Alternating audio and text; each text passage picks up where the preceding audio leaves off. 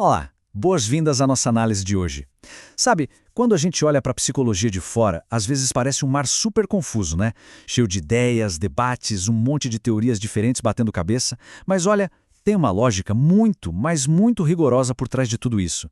O nosso objetivo aqui é mapear esse terreno científico de um jeito bem prático e super completo.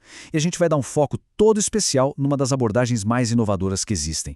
Vamos entender juntos como é que o comportamento humano é analisado sob uma lente puramente científica. Para começar, eu jogo logo a pergunta de US$ 1 milhão. Por que estudar a mente humana exige tantas teorias diferentes? É super comum o pessoal perguntar por que a psicologia não tem só uma teoria universal e pronto, resolvido. Mas a resposta é incrivelmente lógica. Pensa bem, a psicologia lida com a mente e com o comportamento humano. A gente está falando do objeto de estudo mais complexo, variável e diverso que a gente conhece. Então é totalmente coerente que a ciência que estuda isso seja igualmente diversa. Faz sentido, né? Quanto mais múltipla for a ciência, maior vai ser a nossa capacidade de entender a coisa toda. Um objeto tão gigante simplesmente não caberia em uma caixinha só. Beleza, vamos mergulhar nisso. A nossa estrutura hoje vai ser tipo um funil, descendo do geral para o específico. A gente vai passar por 1. A complexidade da psicologia. 2. O guarda-roupa da psicologia. 3. As 3 grandes portas. 4. Ciências do comportamento. E, por fim, 5. Análise do comportamento. Então, começando pela seção 1, a complexidade da psicologia, uma ciência diversa. O primeiro grande estalo que a gente precisa ter é que, para fazer qualquer trabalho prático na psicologia, é fundamental escolher um ponto de partida. Uma lente, sabe? Historicamente, a psicologia nasceu lá na filosofia, mas precisou cortar o cordão umbilical para se firmar como uma ciência natural, buscando medidas mais objetivas. Só que, pensa no tamanho do problema. Como é que você pesa um pensamento numa balança? Ou como você mede o tamanho de uma tristeza no microscópio? Difícil, né? Esses impasses metodológicos mostram o quanto é crucial combinar a prática com uma reflexão profunda sobre o que é fazer ciência. E isso nos leva para a seção 2, o guarda-roupa da psicologia, onde a gente organiza todas essas teorias. Olha, para dar sentido a toda essa sopa de letrinhas, de teorias e métodos, tem uma metáfora absolutamente genial que a gente vai usar aqui. Pensem nisso em 3 passos bem práticos. Passo 1. Imagina um guarda-roupa gigante. Esse móvel inteiro é a ciência da psicologia como um todo. No passo 2, a gente repara que esse guarda-roupa não é um bloco maciço. Ele tem portas grandes. Essas portas são as compreensões mais amplas da realidade, onde aquelas teorias mais parecidas se juntam. E finalmente, no passo 3, quando a gente abre uma dessas portas grandes, o que tem lá dentro? Gavetas.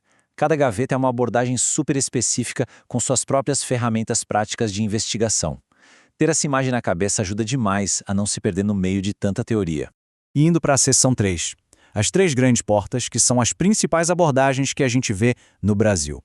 Agora que a gente tem o nosso guarda-roupa mental pronto, vamos abrir essas portas para conhecer as correntes principais. As diferenças entre elas são fascinantes.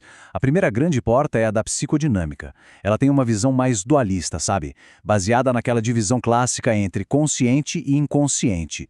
A ideia é que existe um aparelho psíquico rodando nos bastidores que realmente rege os nossos comportamentos. Tipo um trauma de infância que fica reprimido e, do nada, vira um medo inexplicável na vida adulta. A segunda porta é a das abordagens fenomenológicas. Aqui o foco muda completamente. O ser humano é visto de um jeito super integrado. A pessoa é, ao mesmo tempo, ator e autor da própria história. A autenticidade não é um botão que você liga e desliga. Ela faz parte inerente do nosso simples ato de ser no mundo. Como, por exemplo, aquela busca ativa por um sentido novo quando a gente decide mudar de carreira. E aí a gente chega na terceira porta, que são as ciências do comportamento. O papo aqui é bem mais pragmático e relacional. Parte da premissa de que o humano interage o tempo todo com o ambiente e, nessa troca concreta e contínua de ação e contexto, ele vai construindo o seu próprio repertório. Vamos focar nessa última e entrar na seção 4. Ciências do comportamento, o ciclo de interação. O ponto crucial que a gente vai seguir é esse mecanismo contínuo de 4 passos. Presta atenção como é lógico, tudo começa com a gente interagindo com o mundo ao nosso redor, certo? Através dessas interações constantes, a gente constrói o nosso repertório, que é basicamente a nossa história de vida e aprendizado. Munido desse repertório, a gente age e essa ação altera ativamente o ambiente. Aí vem o último passo, que talvez seja o mais importante de todos. Depois de alterar esse ambiente, nós somos afetados e transformados por ele de volta. É um ciclo muito prático. Quer um exemplo? Você senta e estuda bastante. Isso é uma ação. O ambiente muda porque você tira uma boa nota. E esse novo ambiente de sucesso acadêmico afeta você de volta, te dando aquele gás e motivação para estudar mais ainda. É um fluxo constante de troca. E assim chegamos à nossa seção final, a seção 5, análise do comportamento. Agora é a hora do mergulho profundo. Já que a gente entendeu a porta geral das ciências do comportamento, vamos puxar uma daquelas gavetas e olhar bem de perto.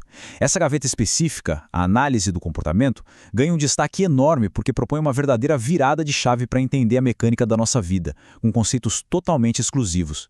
O grande trunfo dessa gaveta é oferecer ferramentas rigorosas para resolver problemas da vida contemporânea, de um jeito extremamente eficaz e, o mais importante de tudo, comprovado na prática. O que é mais fascinante nessa abordagem é a forma como eles encaram a resolução de problemas. A análise do comportamento rejeita totalmente aquelas explicações que a gente chama de mentalistas. Sabe o que é isso? São aquelas respostas prontas que encerram a conversa sem explicar a causa raiz do problema. Tipo botar a culpa no karma, na alma, em traços engessados de personalidade ou soltar aquele clássico limitante. Ah, fulano simplesmente nasceu assim e ponto final. Eles não compram essa ideia. Em vez disso, eles abraçam com força a ciência natural. Eles usam uma leitura rigorosa que olha tanto para a história da evolução da nossa espécie, quanto para a história específica de vida daquela pessoa. Um exemplo prático. Se alguém tem extremo pânico de falar em público, o analista do comportamento não vai simplesmente rotular a pessoa de tímida por natureza. De jeito nenhum. Eles vão investigar rigorosamente as interações passadas e presentes com o ambiente que criaram e que hoje mantém aquele medo. Isso permite que o problema seja ativamente trabalhado e superado na prática, em vez de ser só aceito passivamente.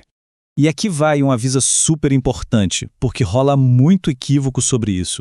Focar em comportamento observável e não usar o mentalismo não significa transformar o ser humano num robô insensível, de jeito nenhum. A análise do comportamento leva super a sério e considera integralmente os nossos processos internos, como as emoções, os pensamentos e a nossa inteligência. A grande sacada metodológica é que eles entendem tudo isso como comportamento também. É algo que interage ativamente com o mundo lá fora. É uma visão muito completa. E justamente por ter essa clareza prática, os profissionais dessa gaveta trabalham com uma eficácia altíssima em clínicas, dentro de hospitais, na parte organizacional de grandes empresas, no ambiente escolar resolvendo desafios de aprendizagem e até mesmo na psicologia comunitária. E para fechar essa nossa viagem pelo guarda-roupa da psicologia, eu deixo uma provocação brilhante baseada nisso tudo que a gente estruturou. Prestem atenção. Se o nosso comportamento altera o ambiente o tempo todo, e esse mesmo ambiente recém-alterado bate de volta e modifica o nosso próximo comportamento, afinal de contas, quem está moldando quem?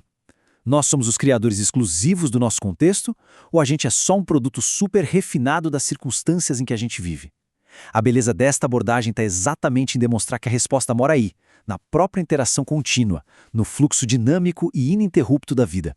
Eu espero de verdade que esse mergulho profundo tenha iluminado as engrenagens dessa ciência fascinante de um jeito muito claro e prático. Foi um super privilégio explorar tudo isso com vocês hoje.